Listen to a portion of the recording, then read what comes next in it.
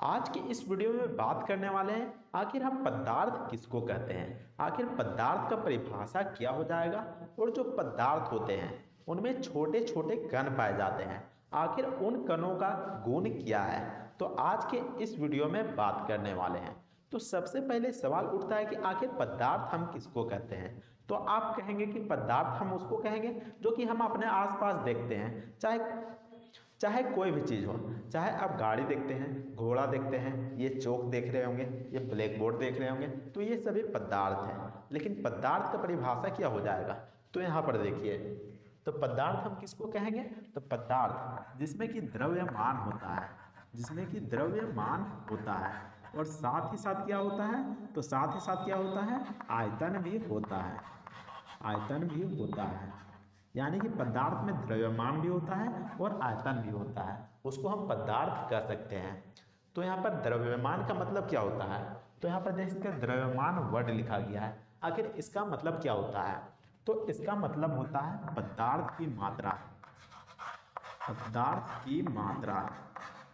यानी कि जो भी पदार्थ होगा उसमें ना कुछ मात्रा पाया जाएगा, उसमें कुछ ना कुछ यहाँ पर जैसे कह सकते हैं ना, या कितना मात्रा, या चौक देख रहे होंगे, या कितना मात्रा से बना होगा, आखिर इसमें कितने परमाणु होंगे, उसी को यहाँ पर कहा गया पदार्थ की मात्रा। पदार्थ की मात्रा का मतलब यहाँ पर परमाणु से है, परमाणु से है। और परमाणु क्या होता है, तो यह छोटा छोटा कण होता है, यह कण होता है। यानी कि जो परमाणु से जो पदार्थ बनता है, जो छोटे छोटे कण होते हैं उसी से पदार्थ बने होते हैं। तो यहाँ पर उसी को द्रव्यमान कहा गया है। यानी कि पदार्थ की मात्रा जो कि छोटे छोटे कण से बने होते हैं उसको कि हम परमाणु कहते हैं। आप अगले वीडियो में देख सकते हैं, मैं डिस्क्रिप्शन में लिंक दे दूंगा, वहाँ पर जाके देख सकते हैं कि आखिर हम परमाणु किसको कह सकते हैं। तो यहाँ पर जो परमाणु होते हैं यानी कि जो छोटे छोटे कण होते हैं उसी से यहाँ पर पदार्थ बना होता है। और यहाँ पर देख सकते हैं आयतन वर्ड दिया गया है। आखिर आयतन का मतलब क्या हो गया, तो आयतन का मतलब क्या हो गया, तो ये चौक देख रहे होंगे, इस चौक को हम दूसरे जगह पर रखेंगे या फिर कहीं भी रखेंगे तो यह क्या होगा, तो यह स्थान घेरेगा। यानी कि जितना चीज़ हम जिसको देखते हैं, महसूस करते हैं, वे सभी यहाँ पर पदार्थ ही होंगे, क्योंकि वे भी स्थान घेरेंगे। यहाँ पर फीलिंग्स को छोड़कर यहाँ पर सभी चीज़ पदार्थ में आता है, क्योंकि देख सकते हैं ये चौक है, इसको हम कहीं भी रख देंगे तो यह स्थान घेरेगी, तो इसी को यहाँ पर आयतन कहा गया है। यानी कि जो पदार्थ होता है उसमें द्रव्यमान होता है, यानी कि पदार्थ की मात्रा, यानी कि यानी कि छोटे छोटे कण से बने होते हैं जिसको कि हम परमाणु कहते हैं, उसी को पदार्थ की मात्रा कहा गया है। और आयतन होता है यानी कि यानी कि जो पदार्थ होता है वह जगह घेरता है, स्पेस घेरता है, स्थान घेरता है, तो उसी को कह सकते हैं कि वे पदार्थ हैं। अब बात करते हैं कि आखिर जो पदार्थ का जो कण होता है वे कौन कौन से गुणधर्म होते हैं। जो यहाँ पर कण, जैसा कि मैंने बताया कि परमाणु यानी कि जो परमाणु होता है वह छोटा छोटा कण से बना होता है। परमाणु यानी कि कण, सूक्ष्मतम कण, जिसको कि नंगी आंखों से देखा नहीं जा सकता है, तो उसी को यहाँ पर कण कहा गया है। तो इसका यहाँ पर गुण क्या क्या होता है, तो यह इसका पहला गुण होता है। पहला गुण क्या होता है, तो पहला गुण होता है इसमें रिक्त स्थान होता है। जो कण होता है उसमें रिक्त स्थान होता है, रिक्त स्थान होता है, रिक्त स्थान होता है जो कण होता है, यानी कि परमाणु में रिक्त स्थान होता है।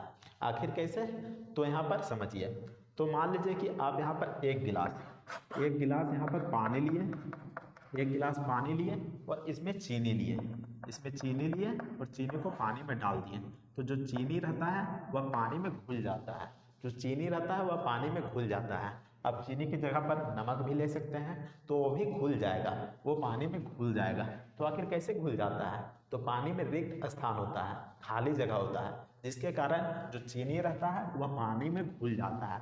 तो इससे साबित होता है कि जो कण होता है उसमें रिक्त स्थान होता है। और आपको बता दूं कि जो रिक्त स्थान होता है वह ठोस, द्रव और गैस तीनों में होता है। जो कि पदार्थ की अवस्था है ठोस, द्रव और गैस, तो तीनों में रिक्त स्थान होता है। लेकिन जो ठोस होता है, जो ठोस होता है उसमें कम होता है, कम होता है। वही द्रव्य होता है, जो द्रव्य रहता है उसमें मध्यम होता है, यानी कि बीच में रहता है। वही यहाँ पर गैस रहता है, उसमें रिक्त स्थान क्या होता है, वो उसमें अधिक होता है, तो आपको ध्यान में रखना है, उसमें अधिक होता है। तो आपको ध्यान में रखना है कि ठोस में जो रिक्त स्थान होता है वह कम होता है, जबकि द्रव्य में मध्यम होता है और गैस में सबसे अधिक रिक्त स्थान होता है। अब दूसरा गुण को समझिए, आखिर दूसरा गुण क्या है। तो दूसरा गुण क्या हो जाएगा, तो यह गतिशील रहते हैं। तो जो कण रहता है वह गतिशील रहता है। गतिशील यानी कि निरंतर गति करते रहता है, गतिशील रहता है। तो यहाँ पर कैसे इसका उदाहरण दीजिएगा, तो मान लीजिए कि आप अगरबत्ती को जलाते होंगे या फिर कोई परफ्यूम को मारते होंगे, तो वह दूर तक गमकता होगा, खुशबू देता होगा। तो यह कैसे होता है, तो वह कण के माध्यम से होता है, क्योंकि जो हवा का जो कण रहता है तो वह उस परफ्यूम का जो हवा का कण रहता है वह जो परफ्यूम या फिर अगरबत्ती को यहाँ पर पूरे फैला देता है। तो हम कह सकते हैं कि जो कण रहता है वह गतिशील रहता है। तो इस तरीके से हम कह सकते हैं कि जो कण होता है वह गतिशील रहता है। वह सभी चीज़ों में होता है, ठोस में भी होता है गतिशील, इसके अलावा द्रव में भी गतिशील होता है, इसके अलावा गैस में भी गतिशील होता है। लेकिन जो ठोस होता है उसमें गतिशील कम रहता है। ठोस में क्या होता है, तो उसमें कंपन करता है। लेकिन द्रव में यहाँ पर इसमें भी मध्यम रहता है, लेकिन गैस में रहता है सबसे अधिक यहाँ पर गतिशील रहता है। आखिर कैसे, तो देखते नहीं होंगे कि जो धुआं रहता है वह बहुत ही तेज़ी से एक स्थान से दूसरे स्थान में फैल जाता है। आखिर कैसे, तो वह बहुत ही ज़्यादा गतिशील रखता है, अपने आप को गतिशील बना देता है। तो जिसके कारण गैस में सबसे अधिक मात्रा में गतिशील होता है, वह ठोस में मात्र यहाँ पर कंपन करते रहता है, यानी कि गति नहीं करता है, एक ही जगह पर ऐसे से कांपते रहता है, जैसे हम लोग ठंड में कांपते हैं। ठीक वैसा ही उसमें भी जो ठोस रहता है उसमें जो कण होते हैं वह कँपते रहते हैं। अब तीसरा गुण को देखिए, आखिर तीसरा गुण क्या होता है। तो तीसरा गुण में क्या हो जाएगा, तो एक दूसरे को आकर्षित करते हैं, जो कण रहते हैं वह एक दूसरे को आकर्षित करते हैं। आखिर कैसे आकर्षित करते हैं, तो जो ठोस होता है उसमें जो कण होते हैं वह बहुत ही ज़्यादा पास होते हैं। जैसा कि मैंने बताया कि रिक्त स्थान बहुत ही कम होता है, ठोस में बहुत ही पास होते हैं। देख सकते हैं पास बहुत ही ज़्यादा कण यहाँ पर है, तो इसमें क्या होगा, तो इसमें रिक्त स्थान बहुत ही कम होता है और साथ ही साथ आकर्षण बल अधिक होता है। तो आपको यहाँ पर अपोजिट कर देना है, रिक्त स्थान यहाँ पर कम होता है तो आकर्षण बल अधिक लगेगा। मान लीजिए कोई चीज़ सटा हुआ है तो उसको हम उखाड़ेंगे तो वह जल्दी नहीं उखड़ेगा, क्योंकि उसमें आकर्षण बल यहाँ पर बहुत ही ज़्यादा है, यानी कि एक दूसरे को यहाँ पर खींच रहा है। रिक्त स्थान यहाँ पर बहुत ही कम है, सब एक जगह पर चिपका हुआ है। तो इसमें आकर्षण बल यानी कि जो कण रहता है एक दूसरे को बहुत ही ज़्यादा आकर्षित करते हैं, जिसके कारण यहाँ पर कंपन होता है, यानी कि यह गति नहीं करता है। मान लीजिए कि बहुत ही कम स्पेस रहेगा तो यहाँ पर फैलने का तो जगह चाहिए ना, उसको यहाँ पर गति करने का तो जगह चाहिए ना। तो ऐसे में यहाँ पर कैसे करेगा, यहाँ पर जब स्पेस ही नहीं रहेगा तो ऐसे में इसका आकर्षण बल बहुत ही ज़्यादा रहता है, क्योंकि यह चिपके रहते हैं, बहुत ही ज़्यादा यहाँ पर एक दूसरे को आकर्षित करते हैं। तो यहाँ पर ठोस का हो गया है। वही अगर तरल अवस्था की बात करें द्रव्य का, तो द्रव्य में क्या रहता है, तो द्रव्य में जो कण रहता है वह दूर रहता है, इसमें मध्यम रहता है। जैसा कि मैंने बताया कि रिक्त स्थान इसमें मध्यम रहता है और आकर्षण बल भी मध्यम रहता है। इसमें आकर्षण बल यानी कि जो कण रहते हैं वह एक दूसरे को आकर्षित करते हैं, लेकिन ठोस की तरह नहीं करते हैं, क्योंकि जो ठोस रहता है वह अपना आकार बनाए रखता है। जो ठोस रहता है अपना आकार को बनाए रखता है। देखते ना, यह ठोस है तो यह अपना आकार को बनाए रखेगा।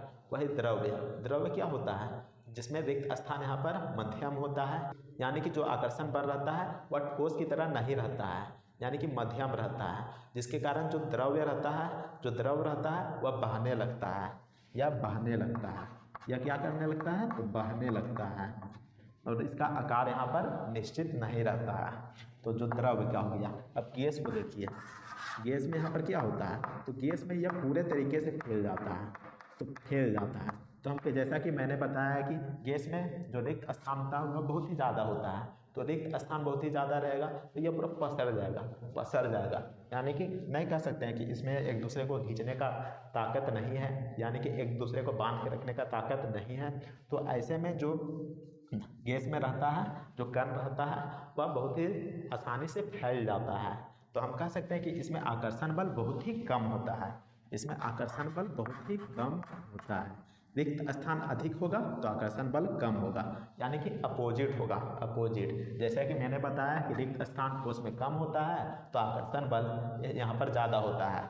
द्रव्य में मध्यम होता है तो इसमें भी मध्यम होता है, लेकिन गैस में रिक्त स्थान अधिक होता है तो यहाँ पर आकर्षण बल कम होता है, यानी कि खींचने का ताकत यहाँ पर बहुत कम होता है। जो कण होते हैं एक दूसरे को आकर्षित नहीं कर पाते हैं, जिसके कारण जो गैस रहता है वह पूरे तरीके से फैल जाता है।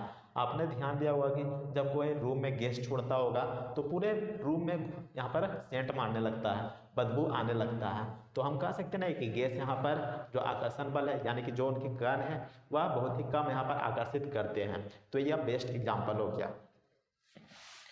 तो यही था आज का वीडियो। तो आज के इस वीडियो में बस इतना ही। अगले वीडियो में हम बात करेंगे कि आखिर ठोस, द्रव्य और गैस तीनों के गुण क्या क्या है, तो नेक्स्ट वीडियो में हम बात करेंगे। तो चलिए आज के लिए बस इतना ही, मिलते हैं नेक्स्ट वीडियो में। तब तक के लिए जय हिंद, वंदे मातरम।